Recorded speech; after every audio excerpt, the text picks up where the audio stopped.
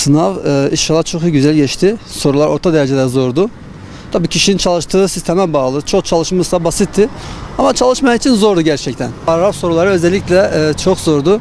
Tarih biraz daha diğer Türkçe'ye göre biraz daha basit diyebiliriz. Genel kültür, genel yetenekte özellikle güncel sorular çok zordu.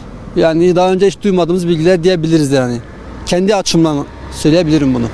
2 yıldır bir atama yok yani benim bildiğim. En son puanla bir atama yapıldı.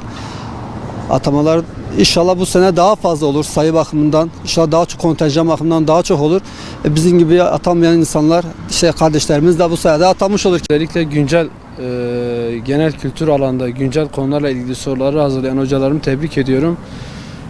Bizim devletimizde, devlet geleneğimizde bir sürü büyük şairimiz, büyük bilim adamları varken gidip böyle absürt soruları hazırlamaları, İngiliz ve Fransız edebiyatından adamları gelip sormaları tebrik ediyorum. Demek ki biz bu kadar milli ve yerliyiz. Atamalarla ilgili Rabbim daha iyi etsin ama gerçekten de şu an ülkemize üniversite okumanın sadece zamanı boşa harcıyoruz. Tamamen hobi amaçlı, gelecekle ilgili hiçbir şey yok. Yani garantisi olmayan bölümler ve bir sürü üniversite açılıyor. Gençlerimiz, ben kendim 3 üniversite bitirdim. Şu an özel sektörde çalışıyorum. Çocuğum olursa üniversite okutmayı düşünmüyorum. Çünkü zaman, yani tamamen zamanı boşa harcıyorsunuz. Yani öyle düşünüyorum. Çünkü gerçekten kalite ve nitelik yerler altında, ayaklar altında. Bu da ülkemiz için kötü bir şey. Keşke daha güzel, daha planlı, daha kontrollü bir şekilde bu üniversite sayıları artsaydı. Ama gelişi güzel üniversiteler artınca eğitimin kalitesi düştü ve bir sürü işsiz okuyan üniversite genci var. Sınav çalışan için aslında kolay ama çalışmayan için nasıl denilebilirse artık, yani nasıl geçti muamma olur. Çalışan için kolay diyebilirim yani sınavın. Çalışmayan için de belirsiz, yani ne olacağı belli olmayan bir sonuç olacaktır. Sorular kolay yani. Çalışan yapabilecek düzeyde sorular sorulmuş.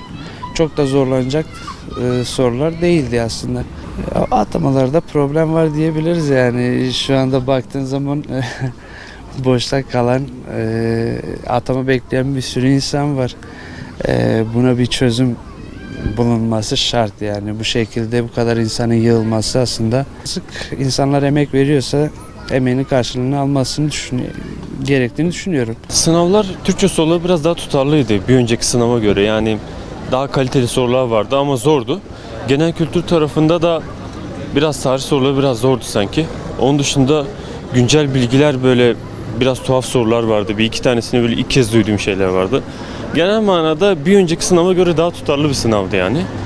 Allah herkesin yardımcısı olsun. Atamalar, benim branşım tarih, atamalar hep az yapılıyor. Yani mesela örnek veriyorum, 1000 kişi lazımsa 100 kişi alınıyor.